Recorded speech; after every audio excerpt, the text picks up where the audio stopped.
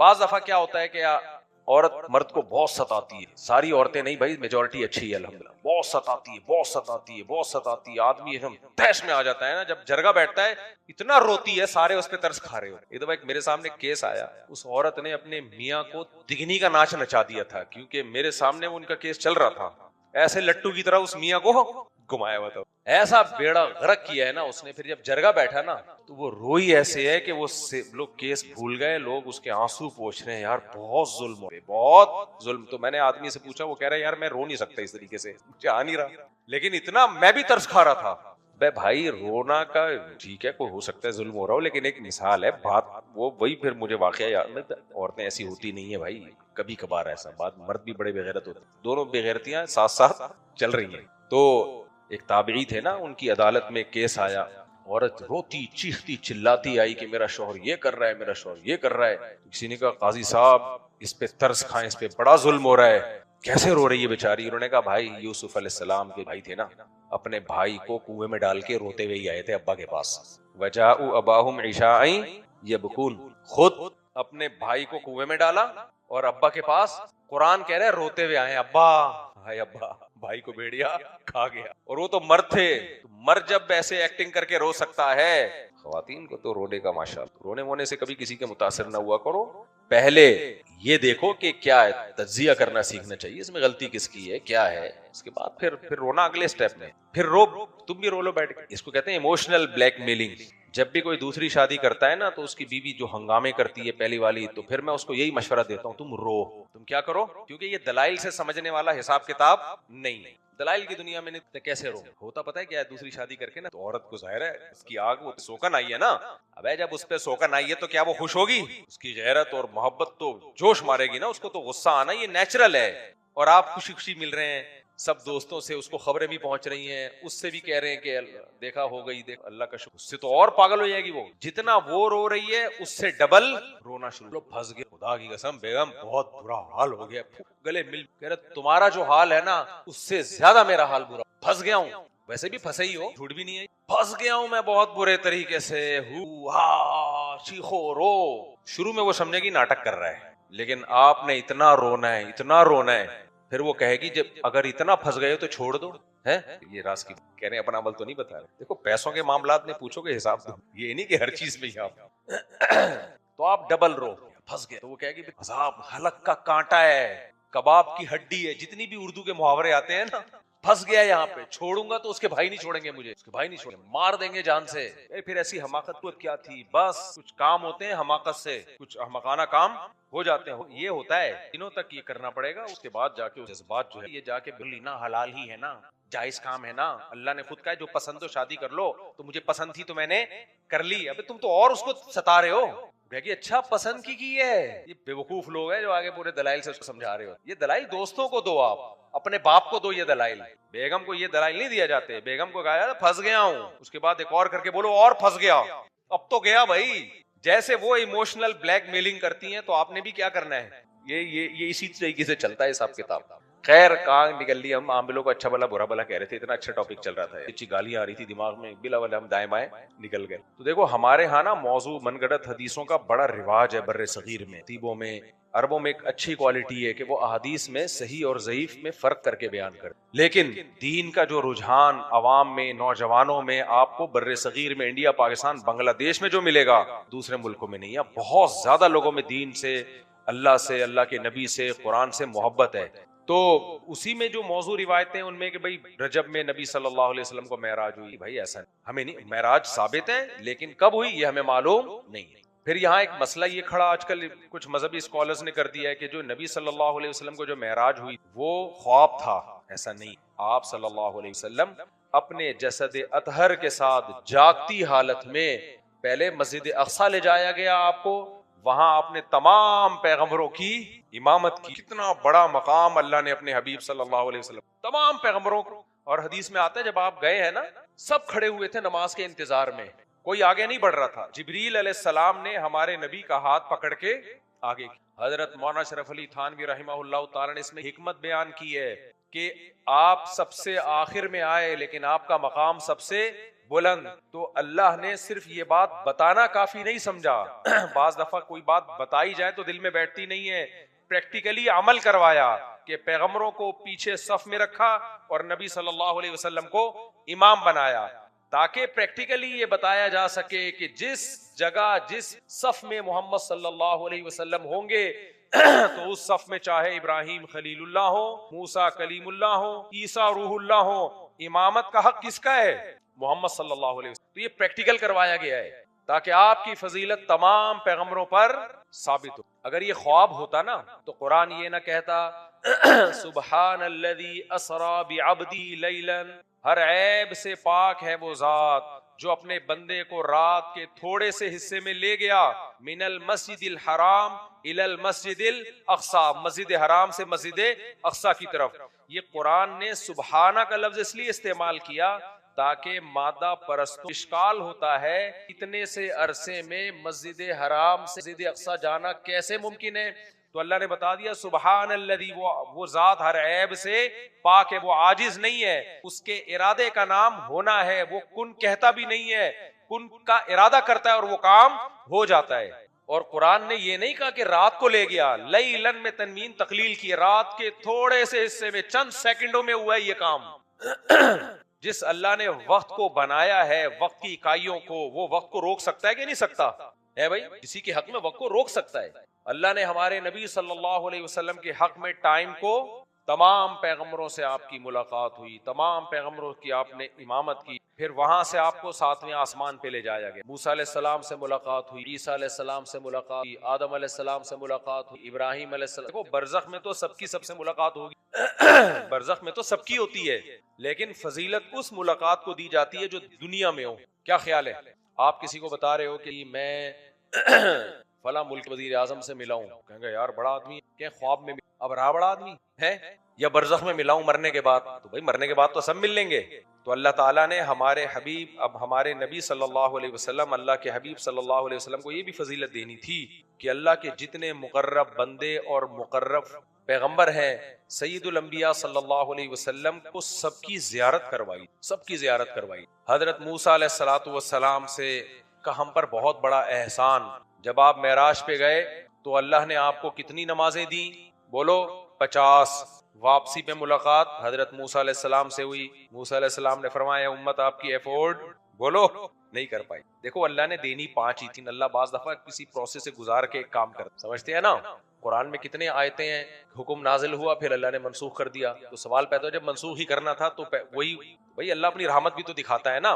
دیکھو قرآن میں اللہ نے حکم دیا تھا کہ جب نبی سے تم نے ملاقات کرو گے تو پہلے کچھ رقم صدقہ کرو, پھر نبی سے میٹنگ کی تمہیں اجازت ہے. لیکن ابھی اس پر عمل ہوا نہیں اور قرآن نے کہا کہ نہیں ہم نے معاف کیا بغیر صدقہ کیے سے ملاقات. اس میں حکمت کیا ہوتی ہے کہ اللہ چاہتے ہیں کہ اصل میں ہر شخص آ رہا ہوتا تھا, منافقین بھی آتے تھے, تو اللہ نے تھوڑا سی پابندیاں لگائیں کہ کچھ صدقہ کرو پھر جا کے ملو.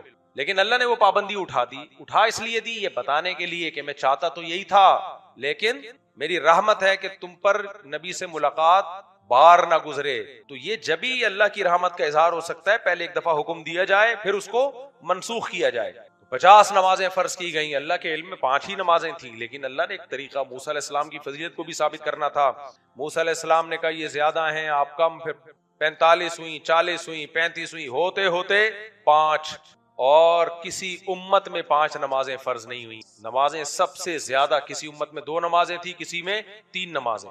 5 نمازوں کا صحرا کس کو ملا ہے؟ صرف اس, اور وہ ملا ہے, وہ آپشنل نہیں ہے. سمجھتے ہیں کہ نہیں سمجھتے؟ وہ آپشنل, اس کے بغیر آپ اپنے آپ کو مسلم نہیں کہہ سکتے. اس معراج میں اور بہت کچھ دکھایا گیا آپ صلی اللہ علیہ وسلم. نبی صلی اللہ علیہ وسلم نے فرمایا مجھے کچھ لوگ دکھائے گئے جن کے ناخن تانبے کے ہیں اور وہ اپنے جسم کو کھرچ رہے ہیں. پوچھا یہ کون لوگ ہیں؟ فرمائے یہ وہ ہیں جو غیبتیں کیا کرتے تھے. آپ نے دیکھا ہوگا کچھ لوگوں کی عادت ہے ہر وقت فلاں بھی ایسا, فلاں بھی ایسا, وہ بھی ایسا, وہ بھی ایسا. کبھی منہ سے آپ ان کے مثبت بات سنیں گے ہی نہیں. گھروں میں لڑواتے ہیں, علاقوں کو لڑواتے ہیں لوگ. صحافی بھی کچھ یہ کر رہے ہوتے ہیں. کچھ صحافی ایسے ہیں یوٹیوب پہ, کبھی آپ ان کے منہ سے مثبت بات نہیں سنو گے ملک کے بارے میں.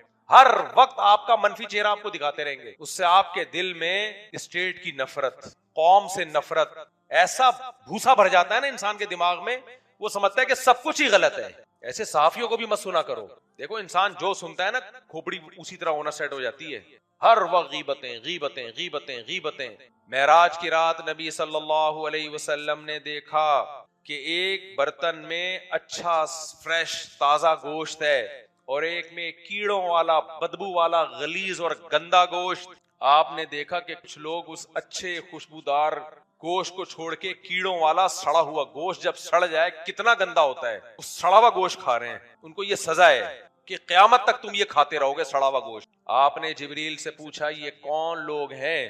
جبریل نے فرمایا یہ آپ کی امت کے وہ شادی شدہ لوگ ہیں جو حلال بیوی کو چھوڑ کر حرام عورتوں کے پاس جاتے. آج شادی شدہ لوگوں میں بھی زنا کم. ان سے کہتے ہیں ایک اور شادی کر لو تو موت آتی ہے. میں ایسے لوگوں کو بھی جانتا ہوں کروڑ پتی ہیں, طوائفوں کے 5-5 لاکھ روپے باندھے ہوئے ہیں زنا کے, اور ایک ایک طوائف نے 20-20 مردوں سے 4-4 لاکھ 5-5 لاکھ لے کے کروڑ پتی بن چکی ہے وہ, سمجھ رہے ہیں. اور ہماری سوسائٹی یہ سب کچھ برداشت کر رہی. ایک عورت کو طلاق ہوئی, اب کوئی شادی نہیں کر رہا اس سے, تو اس نے اسی کو دھندا بنا لیا اور کروڑوں پتی بن گئی ہے. وہ مالدار آدمی, اس کے لیے 2.5-3 لاکھ 4-5 لاکھ روپے کوئی مسئلہ نہیں. رکھیل کی طرح وہ اس کو استعمال کرتا ہے. اس بے غیرت کو بولو نکاح کر لے تو موت آئے گی, سمجھ رہے ہیں. تو کیا آئے گی 2.5-4-5 لاکھ روپے اجرت کے طور پہ دے سکتا ہے, تو کسی غریب لڑکی سے 2-2.5 لاکھ میں غریب 4 لڑکیاں پل سکتی ہیں آرام سے. لیکن نہیں, حرام کاری کا جب چسکا لگ جائے, اور عورت بھی یہ کر رہی ہے, کیوں؟ اس کو پتا ہے کوئی شادی کرنے کے لیے تیار, اور جب ہم دوسری شادی کرتے ہیں تو لوگ کہتے ہیں مولوی شادی. بھائی مجھے ضرورت نہیں ہے شادیوں, سمجھ رہے ہو. جو شادی یا تو مجھے رشتے چاہیے ہوتے ہیں نا, میں کر رہا ہوتا. سوسائٹی میں حالات جا کے دیکھو, لڑکیاں جب طلاق ہوتی ہیں نا, یا کنواری ہوں بڑی ہو جائیں نہیں ہو رہی, پھر جاب, پھر کیا ہوتا ہے, خدا کی حلال میں اتنا نہیں بڑی محنت چاہیے, حرام میں وہ تھوڑے میں بہت کما لیتی. بہت کم لڑکیاں ہیں جن میں تقوی خدا کا خوف ہو, انہوں نے اپنی عزتوں کو سنبھال کے رکھا. اور پھر جنہوں نے اپنی عزتوں کو سنبھال کے رکھا ہوا, جب وہ ڈپریشن میں جاتی ہیں تو سائیکیٹرسٹ کے پاس جاتی ہیں. سائیکیٹرسٹ اگر دیندار ہو, نیک ہو, غیرت ہو تو اچھے مشورے دے گا, ورنہ سائیکیٹرسٹ یا سائیکولوجسٹ اس کو حرام کاری اور زنا کے مشورے دے رہا ہوتا کہ اپنی فرسٹریشن کو آپ پوری کرو کسی مرد کے ذریعے, اور پھر وہ زنا میں لگتی ہے. کوئی فرق نہیں پڑ رہا ہماری سوچ, کیونکہ زنا صرف اللہ کو ناپسند ہے, باقی تو یا جو اللہ کو مانتے ہیں. انہو کان فاحشۃ, قرآن کہہ رہا ہے زنا تھوڑی بے حیائی نہیں ہے, بہت بڑی بے حیائی ہے. لا تقربوا الزنا, زنا کرنا دور کی بات, زنا کے قریب بھی مت پھٹکنا. تمہارے رب نے تمہارے لیے 4 عورتیں حلال کر دی ہیں, 4, 1 نہیں 2 نہیں. سوسائٹی اس کو برا سمجھے گی, مگر گاڈ اور خدا اور اللہ تمہیں اس کی پرمیشن دے رہا ہے. ان عورتوں کو میں نے پیدا کیا, میں پرمیشن دے رہا ہوں. تبھی تو میں کہتا ہوں دوسری شادی میں مخالفت ہوتی ہے اتنا مزہ ہے خدا کی قسم, کیونکہ خدا کہہ رہا ہے میری طرف سے پرمیشن ہے. جمشید کہہ رہا ہے کیوں کر رہا ہے بھائی, ستار کہہ رہا ہے کیوں کر رہا ہے. تو جو کام اللہ نے اجازت دی اور سوسائٹی مخالفت کرے, اس کے کرنے کا مزہ ہی الگ ہے. میں جب کر رہا تھا تو میری یہی کیفیت تھی, سب خلاف تھے. میں کہتا یار اللہ نے اجازت دی ہے تو مجھے اللہ کی پرمیشن کے بغیر کے بعد مجھے کسی کی پرمیشن بالکل ضرورت. تو کہتے تھے آپ یہ, میں نے کہا جتنا برا بلا کہو گے نا مجھے اور مزہ آ رہا ہے. جیسے عاملوں کو برا بلا کہنے میں مزہ آتا ہے, اس طرح دوسری شادی پہ جو تانے ملتے ہیں نا اس میں انجوائے کرو. کل ایک آ گیا بیچارہ دودھ کر کے نا, اتنا عجیب سا مجھے لگ رہا تھا مرنا جائے کہیں یرقان سے, عجیب حالت ہو گئی اس کی, تانے سن کے نا یہ ہو گیا. میں نے کہا انجوائے کر یار, سینہ کھول ایسے گھوم, موسٹ وانٹڈ اپنی بائک کے پیچھے لکھوا دے. میں نے کہا کمبخت زندگی میں ایک ہی دفعہ تو نے صحیح کام کیا ہے, مجھے نہیں پتا تو نماز پڑھتا ہے کہ نہیں پڑھتا, زکات دیتا ہے کہ نہیں. ایک عورت کو ٹھکانہ دے دیا, حرام سے بچ گیا, ساری زندگی اس کی کفالت کرے گا, اس سے بڑی کیا نیکی ہو سکتی ہے. تو اب انجوائے کر, تانوں کو بولو اللہ کے لیے بھی تو تانے برداشت کرنا یہ بہت بڑی نعمت ہے بھائی اللہ کے لیے. ہاں حقوق بھی پورے کرو, ایسا نہ ہو کہ لٹکا دو جیسے چسکے لینے کے لیے کر رہے ہوتے ہیں. تو زنا بہت بری, زنا اچھا کام بولو. تو نبی نے دیکھا کہ کچھ لوگ معراج میں سڑا ہوا گوشت کھا رہے ہیں, پاکیزہ گوشت. بیوی کو چھوڑ کر طوائفوں کے پاس جاتا ہے. پہلے تو طوائف ایک بہت برا شعبہ تھا, آج کل ٹک ٹاکر لڑکیوں نے اس کو بھی ایک پروفیشن بنا دی, girlfriend boyfriend, girlfriend boyfriend. پھر اللہ نے ایک فائدہ, ایک اپنی رحمت سے ایک آپشن ہمیں یہ دے دیا کہ دیکھو آدم سے غلطی ہوئی تھی, کوشش کرو غلطی نہ ہو, گناہ نہ ہو. اگر ہو گیا فوراً توبہ کرو, توبہ کر کے گڑ گڑاؤ, اللہ کو مناؤ اور اللہ سے معاہدہ کرو آئندہ نہیں کروں گا. اللہ اس گناہ کو معاف کر دے گا. یہ اللہ کا شیطان سے مقابلہ ہے. شیطان طیش میں آیا تھا نا, شیطان جب طیش میں آیا, شیطان نے بولا میں اس آدم کو اور اس کی اولاد کو چھوڑوں گا نہیں, اس سے گناہ کرواؤں گا. اللہ بھی اب کو بھی غصہ آیا. اللہ نے بولا تو بڑے فارم میں آیا ہوا ہے, بدماشی دکھا رہا ہے میرے دربار میں, تو یہ سن لے کہ ان میں سے جس سے گناہ ہوا اور اس نے توبہ کر لی تو میں بھی معاف کر دوں گا اس کو. سمجھ میں آ رہی ہے بات؟ لہذا شیطان اس کوشش میں نہیں ہے کہ گناہ کروائے, شیطان اس کوشش میں ہے کہ گناہ پر قائم رکھے. اس کو پتا ہے گناہ کروانے سے بات نہیں بنے گی, کنٹینیو گناہ کرواتے رہنے سے معاملہ خراب ہوگا, توبہ نہیں کرنے دو اس کو. یہ مطلب نہیں ہے کہ اب آپ گناہ کریں تاکہ بعد میں توبہ کر لیں. حضرت حکیم اختر صاحب رحمہ اللہ کہتے تھے کہ جو آدمی اس نیت سے گناہ کرتا ہے کہ میں توبہ کر لوں گا, وہ ایسے ہے جیسے اس نیت سے اپنے آپ کو زخمی کرے کہ میں بعد میں مرہم لگا کے علاج کر لوں گا. بھائی ایک زخم ہو جانا تاکہ علاج کر لے, اور ایک زخم کرنا اس نیت سے تاکہ علاج کرے, دونوں میں بڑا فرق ہے. تو گناہ سے اپنے آپ کو بچاؤ, ہو جائے تو کیا کرو, اللہ کے سامنے گڑ گڑا کے توبہ.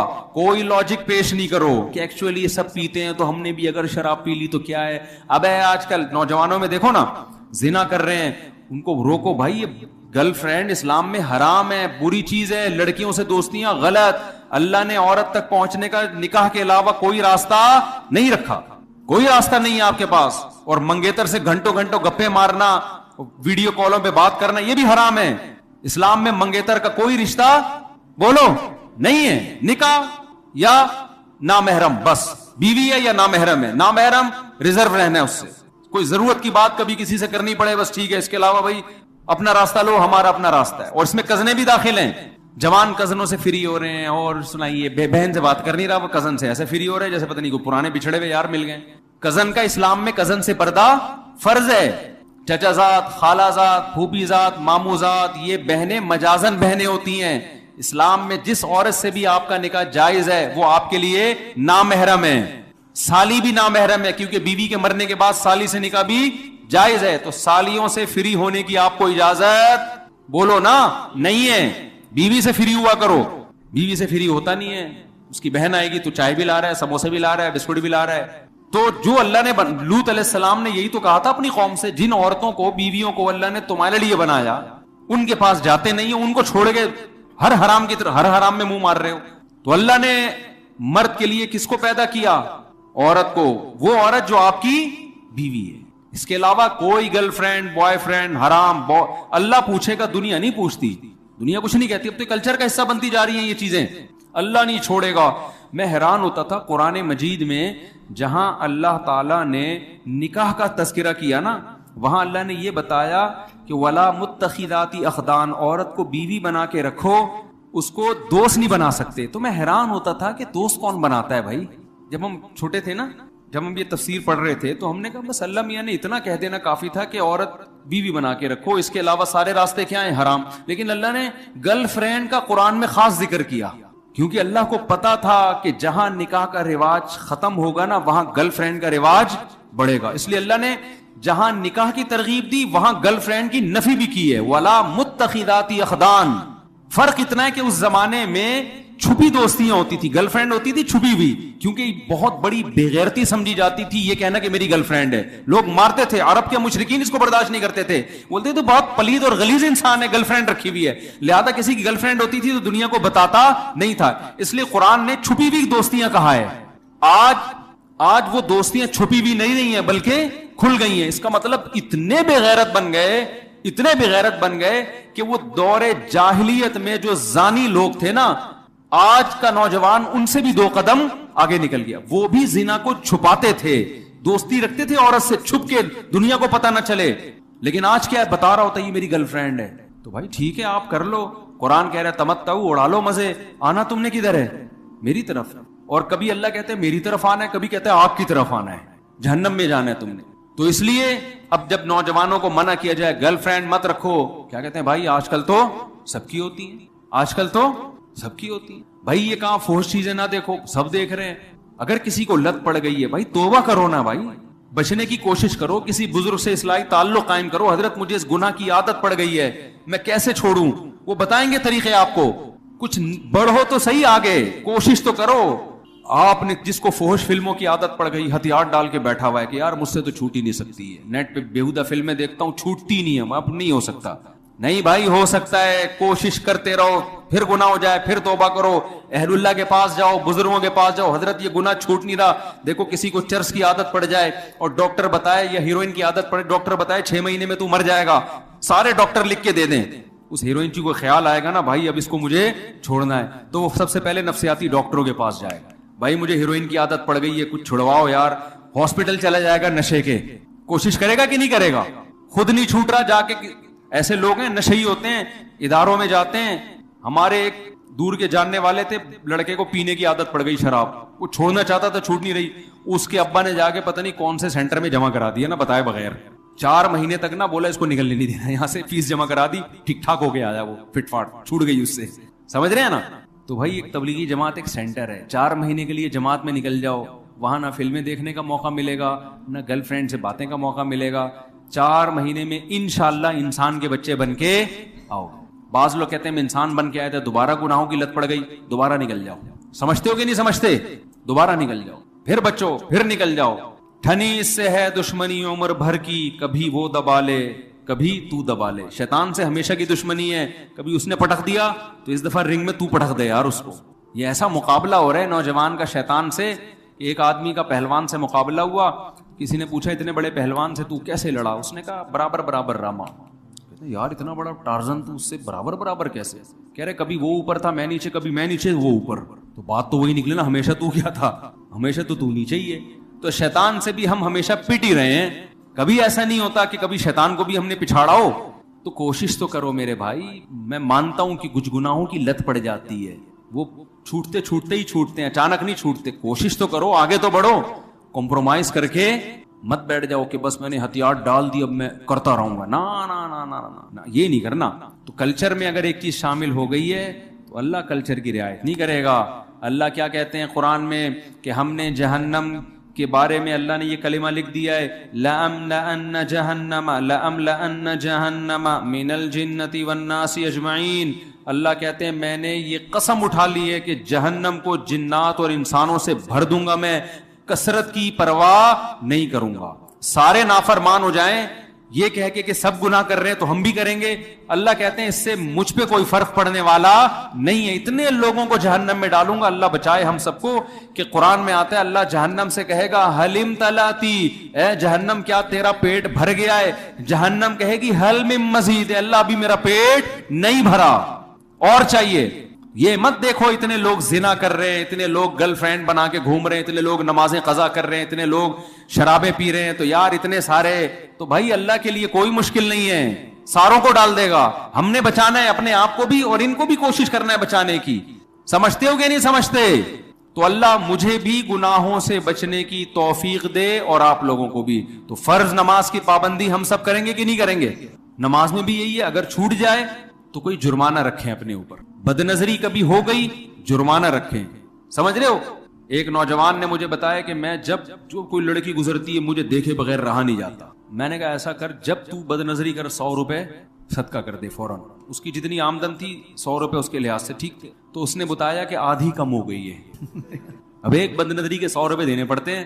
تو اب میں دیکھتا ہوں کہ بیٹا 100 روپے بچا لے یا اس کو دیکھ لے. کہہ رہے کبھی بہت دل کر رہا ہوتا دیکھ کے 100 روپے صدقہ کر دیتا ہوں, لیکن کبھی کبھار کہتا ہوں خام خواہ کی اتنی ویلیو نہیں ہے کہ اس کو دیکھنے میں 100 روپے ضائع کروں. تو کم از کم 100 دفعہ بد نظری کرتا تھا تو 100 سے کتنی ہو گئی؟ 50. میں نے کہا ابھی کنٹینیو اس کو چلاؤ. 50 ہو رہی ہیں, 50 ختم ہو گئی نا, تھوڑا کم ہو گئی نا عادت, تھوڑا چلاؤ اس کو. روزانہ جب صدقے ہوں گے نا تو ایک تھوڑا سا آدمی کو ہوتا ہے کہ یار آدھی تنخواہ تو میری صدقوں میں جا رہی ہے. لیکن میں نے کہا یہ 100 روپے سے بڑھانا بھی نہیں ریٹ اور کم بھی نہیں کرنا. گناہ پہ اتنی سزا دیں کہ بہت زیادہ سزا بھی نہ ہو جائے کہ دی نہ جائے, اور اتنی کم بھی نہ ہو کہ پتہ ہی نہ چلے, درمیانی سی ہو. وہ ہر ایک کا درمیانہ الگ ہوتا ہے, اس کی آمدن کے حساب سے ہوتا ہے. سمجھتے ہو؟ بہت زیادہ بھی تھوڑی رکھیں شروع میں. تو پھر کیا جب 50 پر آ گیا نا 100 سے, اب ہم نے کہا ریٹ بڑھا دو, اب 100 کے کتنے کر دو؟ 200, تاکہ 50 سے کس پہ آ جاؤ؟ 25 پہ. تو اللہ نے انسان میں ایک فلیکسیبلٹی رکھی ہے, لچک رکھی ہے. کام کرتے کرتے رہنے سے کرنے کا عادی ہو جاتا ہے, چھوڑتے چھوڑتے رہنے سے چھوڑنے کا عادی ہو جاتا ہے, یوز ٹو ہو جاتا ہے, عادت ہو جاتی ہے. انسان کو نا عجیب بہت بڑی فلم ہے انسان نا 3 گھنٹے کی انگلش فلم ہے گانوں کے ساتھ. ہمارے گلشن اقبال میں ایک دوست رہا کرتے تھے, ہم جو چھوٹے ہم کراچی کے, صحیح ہم نے انجوائے کیا کراچی کو نا. تو ایک لڑکا تھا بہار کا, باتیں بہت کرتا تھا, इधर उधर की फेंकता है, फेंकू भी बहुत बड़ा था ना। तो ऐसे लड़कों को लोग क्या कहते हैं, बहुत बड़ी फिल्म है यार ये, सही है कहते हैं ना, ये क्या है, बहुत बड़ी फिल्म। वो बहुत बातें करता था, घुमाता बहुत था बातों को, अच्छा लड़का था लेकिन बातों नहीं बहुत था। तो एक दिन वो बातें कर रहा था, तो एक गुलशन इकबाल का लड़का बैठा था, मुझे कहता है, वो मेरा शागिर्द था, गुलशन कहता है, उस्ताद जी ये लड़का जो है ना, ये फिल्म, मैंने कहा ये बहुत बड़ी फिल्म है। कह रहे बहुत बड़ी नहीं, ये 3 घंटे की इंग्लिश फिल्म है गानों के साथ। मैंने कहा क्या मतलब यार? कह रहे इंग्लिश फिल्म 3 घंटे की होती नहीं है, तो ये इंग्लिश फिल्म है और है कितने की, 3 घंटे। और कहते हैं इंग्लिश फिल्म में गाने नहीं होते, ये गानों के साथ है, यानी फिल्म की भी छोटी फिल्म बोलो नहीं है। अल्लाह ने बड़ी अजीब मखलूक बनाया इंसान को, नेकी की तरफ जाएगा, जाता चला जाएगा, इतना बड़ा वलीउल्लाह बन जाएगा, आदमी हैरान होगा, ऐसी बड़ी बड़ी कुर्बानियां देगा इंसानियत के लिए, अल्लाह के लिए। आप तारीख उठा के देखो, बड़े बड़े डाकू थे, इतने बड़े बड़े बुजुर्ग बन गए कि आपकी अकल हैरान हो जाएगी, ऐसे बड़े बड़े कारनामे उनके। तारीख उठा के देखो ना, बहुत से बुजुर्ग ऐसे जो बचपन में डाकू थे, पलटे हैं तो पलटते चले गए, और बुराई में जाएगा तो जाता चला जाएगा। अगर आपने अभी आदत नहीं डाली ना, बदनजरी कर रहे हो तो जुर्माना लगा के रोकने की कोशिश नहीं की, तो उससे पता है क्या होगा, और आगे बढ़ोगे, पीछे नहीं जाओगे, और आगे, फिर जिना की तरफ, फिर वही हशर होगा जो अंग्रेजों का हुआ है। लड़कियों से जिना करते करते लड़कों पे आ गए, लड़कों से करते करते फिर क्या है कि उन्होंने कहा ये तो बिल पास होना चाहिए, फिर लड़कों की खुलेआम शादियां शुरू हो गई। ये गुनाह एक ऐसी लाइन है जिसका की कोई आखिरी हद नहीं है, क्योंकि लज्जत का आदी हो जाता है, कहते हैं अब मैं कुछ नया करूं, कुछ और करूं मैं। तो ब्रेक लगा लो भाई, ये जुर्माना लगाने से ये होगा, कम से कम कदम आगे जाने से बोलो रुक जाए। तो कुछ तो करो ना, कुछ तो बचने की कोशिश करो मेरे भाई। तो तबलीग में वक्त लगाओ, और जब भी कोई गुनाह हो कोई जुर्माना लगाओ अपने। समझते हो अल्लाह हम सबको अमल करने की तौफीक अता फरमाए। और जो बिल्कुल ही लौंडे लपाड़े हैं, जेब में धेला ही नहीं होता, वो कहेंगे हमारे पास तो 100 रुपए गुटके के थे, वही हम बदनजरी में लगा देंगे, तो हमारे पास तो गुटके की टेंशन अलग, बदनजरी से बचने की टेंशन अलग। तो भाई 50 रुपए कर दो, 50 नहीं होते 25 कर दो, 25 नहीं होता 10 रुपए कर दो भाई, जितनी गुंजाइश है। ये भी नहीं होता ना, 1 रुपया जेब खर्ची घर में नहीं मिलती, फिर पता है क्या करो, 3 टाइम का खाना मिलता है ना, 1 टाइम का खाना छोड़ो। हजरत हकीम अख्तर साहब रहमहुल्लाह फरमाते थे, जो फजर की नमाज जमात से छोड़ दे, उस दिन सुबह का नाश्ता गोल कर दे, अगले दिन उसका बाप भी पड़ेगा फजर। एक थोड़ी सी तो कुर्बानी दो ना यार। सुबह उठा नहीं जा रहा था, टेंशन हो रही थी, तो अब तो उठा गया ना, अब तो उठ गए ना, 11 बजे उठ गया, छोड़ दे, नाश्ता नहीं करा, कुछ तो सजा दे। मैं बता रहा हूं, इतनी जबरदस्त सजा ना हो कि सजा देना ही मुश्किल हो जाए। पता चला आपने कहा कि जी अगर मेरी फजर की जमात छूट गई, मैं पूरा प्लॉट ट्रस्ट में जमा करा दूंगा। इतना नेक होता तो फजर क्यों छोड़ता तू? या मैं 1 लाख रुपए सदका करूंगा, इतना नेक नहीं है तभी तो है। तो ऐसी सजा ना मुतय्यन कर लें कि वो अफोर्ड ही ना कर पाए। देखो गुनाह तो ऐसी चीज है कि लाखों रुपए भी दो तो कम है, ये तो आदत डालने के लिए। वरना कुरान क्या कहता है, जब मौत का वक्त आएगा ना, तो फिर तेरी ख्वाहिश होगी सारी दुनिया की दौलत दे के अपने आप को अजाब से बचा लूं। अल्लाह कहेगा मा तक़ुब्बिला मिनहुम, उस वक्त के 100 रुपए कबूल थे, अब सब कुछ भी देगा तो कबूल नहीं है। तो आदत डालो, समझ रहे हो? अल्लाह ताला हमें समझने की, अमल करने की तौफीक अता फरमाए। सुब्हानकल्लाहुम्मा बिहम्दिका नशहदु अल्ला इलाहा इल्ला अंता नस्तगफिरुका व नतूबु इलैक। अल्हम्दुलिल्लाहि रब्बिल आलमीन वल आखिबतु लिल मुत्तकीन वस्सलातु वस्सलामु अला रसूलिहिल करीम व अला आलिहि व सहबिहि अजमईन। अल्लाहुम्मा इन्ना नस्अलुका मिन खैरि मा सअलका मिन्हु नबियुका मुहम्मदुन सल्लल्लाहु अलैहि वसल्लम व नऊज़ु बिका मिन शर्रि मस्तआज़का मिन्हु नबियुका मुहम्मदुन सल्लल्लाहु अलैहि वसल्लम अंतल मुस्तआन व अलैकल बलाग। कुरान मजीद में है इन्नल्लाह ला यस्तही मिनल हक, कि अल्लाह ताला हक बात बयान करने से हया नहीं करते। हदीस में भी बाज़ ऐसे मसाइल को अल्लाह के रसूल ने बयान किया है सल्लल्लाहु अलैहि वसल्लम ने, जो बज़ाहिर हया के खिलाफ हैं, मगर इसलिए बयान किया कि अगर आप सल्लल्लाहु अलैहि वसल्लम बयान न करते तो लोग उन बेशर्मी के कामों में मुब्तला हो जाते। इसी वजह से मैं भी हिम्मत कर रहा हूं कि एक और ऐसा गुनाह जो जिसमें लोग मुब्तला हैं, और वो है हया के खिलाफ, मगर है बहरहाल शरीयत का मसला और लोग उसमें गुनाह में मुब्तला भी हैं, इसलिए बताना जरूरी है। वो ये है कि लोग शादी के बाद भी, आज की नौजवान नस्ल ज़ौजा से, बीवी से गैर फितरी तरीके से हम बिस्तरी करते हैं। इंटरनेट पर बेहुदा फिल्में देखते हैं, तो जो चीज अंग्रेजों की देख रहे हैं کہ ان کا کلچر آہستہ آہستہ میڈیا کے ذریعے ہمارے معاشرے میں بھی آ رہا ہے. اللہ کے رسول صلی اللہ علیہ وسلم نے لعنت فرمائی ہے، ایک روایت میں ہے کہ اللہ اس کی طرف دیکھے گا نہیں کہ جو اپنی زوجہ سے پچھلے راستے سے ہم بستری کرے گا. یہ بیماری بھی، یہ گندگی بھی لوگوں میں پھیلتی جا رہی ہے. خاص طور پہ جن کو لڑکوں سے بدفعلی کی عادت پڑ جائے تو وہ زوجہ سے فطری راستے سے ہم بستری نہیں کرتے. اللہ نے فرمایا کہ نساؤکم حرث لکم، یہ تمہاری زوجات ہیں، بیویاں ہیں، یہ نسل بڑھانے کے لیے ہیں. تو اسی راستے میں انسان اپنی خواہش کو پوری کر سکتا ہے جس راستے سے نسل بڑھتی ہے. اس کے علاوہ کسی اور راستے سے اپنی خواہش کو پورا کرنا یہ حرام ہے، گناہ کبیرہ ہے، گندگی ہے. ہمارے پاس کیسز آتے ہیں، ایک پاک دامن لڑکی کی شادی ہوتی ہے، لڑکا بھی بظاہر بڑا نیک، لیکن کیا ہے، لڑکا چونکہ ٹھرکی ہوتا ہے، شہوت کا درندہ ہوتا ہے، تو وہ یہ نہیں دیکھتا کہ میں اپنی بری خواہش مٹانے کے لیے میں اپنی زوجہ کو غیر فطری طریقے پر مجبور کیسے کر سکتا ہوں. تو مجبور کرتا ہے پھر اپنی بیوی. اس میں جو عورتیں زیادہ پاک دامن نہیں ہو، نیک نہ ہو، یا ان کو یہ ڈر ہو کہ طلاق ہو گئی تو ہم کہاں جائیں گے، وہ پھر اپنے شوہر کے ساتھ اسی غیر فطری طریقے پر آمادہ ہو جاتی ہیں. اور اس کا عذاب اور اس کا وبال یہ ہوتا ہے کہ کچھ دنوں میں ان کو بھی اسی کی لت پڑ جاتی ہے. انسان جب بھی کوئی غیر فطری راستہ اختیار کرتا ہے، آخرت کا عذاب تو بعد میں، دنیا کا عذاب یہ آتا ہے کہ پھر اس کو لذت فطرت میں آتی نہیں ہے. پھر جو راستہ اللہ نے رکھا اس میں اس کو لذت نہیں آئے گی، پھر وہ گندگی میں ہی گھسنے کی کوشش کرے گا. اس کی بھی فطرت خراب ہو جاتی ہے، اور جس کے ساتھ یہ بدفعلی کی جائے اس کی بھی فطرت خراب ہو جاتی ہے، وہ بھی پھر کسی کے قابل نہیں رہتے. تو اپنے جان پر رحم کرنا چاہیے. ہم انسان ہیں، ہم درندے نہیں ہیں، ہم گھوڑے نہیں ہیں، ہم گدھے نہیں ہیں، ہم جانور نہیں ہیں، ہم انگریز نہیں ہیں. انگریز نے تو حیا اور شرم کی تمام حدود کو توڑ دیا ہے، وہ تو درندے بن چکے ہیں. ہم تو درندے نہیں ہیں، ہم تو حلال کھاتے ہیں، پاک صاف رہنے کی کوشش کرتے ہیں. تو ہم ان کی جو کلچر دیکھ کے ہم ویسے درندے بننے کی کوشش کیوں کریں؟ تو یہ بہت بڑا وبال ہے، بہت بڑی برائی ہے جو ہمارے معاشرے میں آہستہ آہستہ جڑ پکڑتی جا رہی ہے. اور اس سے بیماریاں بھی پھیلتی ہیں. غیر فطری طریقہ ہے، بیماریاں بھی پھیلتی.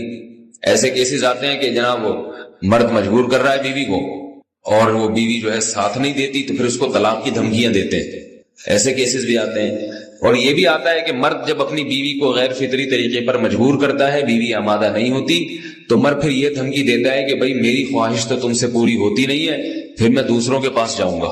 تو یاد رکھیں، جس عورت کا شوہر یہ دھمکی دے اس کو کہ میں زنا کروں گا اگر تم نے میری خواہش پوری نہیں کی غیر فطری طریقے سے، تو عورت اپنے شوہر سے کہہ دے کہ جاؤ تم کہیں اور جا کے منہ کالا کرو، تمہاری فطرت میں گندگی ہے تو یہ مجھے گندا بنانے کی کوشش نہ کرو. اس کو زنا کرنے دیں، وہ اللہ آخرت میں اس سے بھگتے گا.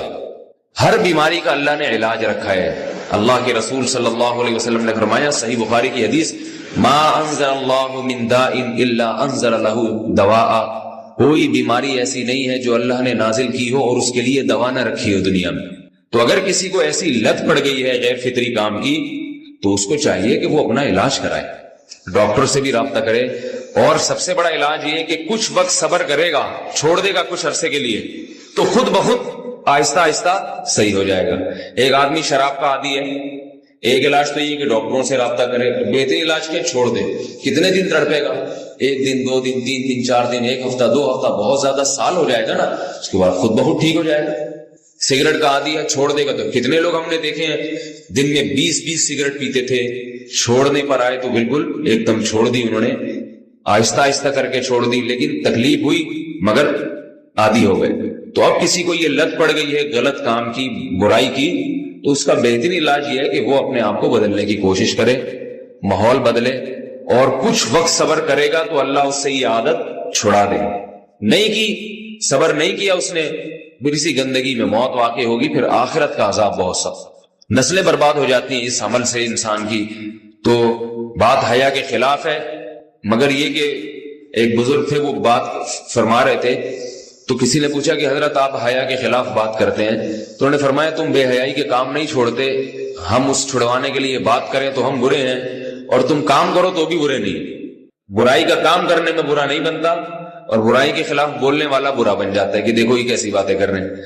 تو بھائی باتیں ہیں اس لیے ہیں کہ یہ معاشرے میں یہ برائی پھیلتی چلی جا رہی ہے، اور یہ ہماری اپنا کلچر نہیں ہے، یہ امپورٹ ہو رہا ہے باہر سے، یہ امپورٹ ہو رہا ہے، یہ وہاں میڈیا کے ذریعے آ رہا ہے. تو وہ چیزیں دیکھا نہ کریں، اور ان لوگوں سے دور رہا کریں. ہمیں تو دین کا داعی ہو کے ان کو ہدایت پر لانا تھا، بجائے ہم ہدایت پہ چل کے دوسروں کو چلانے والے بن کے ان کے راستے پہ ہم نے چلنا شروع کر دیا. اللہ تعالیٰ ہمیں اب دیکھیں ان کے ہاں ایڈز کا مرض پھیل گیا ہے. آپ بتائیے یہ ایڈز کا مرض ہمارا ہے کیا؟ یہ بیماری ہماری ہے یا ان کی ہے؟ ہمارے یہاں بیماریاں ہیں، کھانسی ہے، نزلہ ہے، ٹھیک ہے نا، بلڈ پریشر ہے، شوگر ہے، یہ بیماریاں ہماری ہیں. کوئی اللہ کا شکر ہے گندی بیماری ہمارے ہاں نہیں ہے. جتنی گندگیاں ہیں وہاں سے آ رہی ہیں. ایڈز کا مرض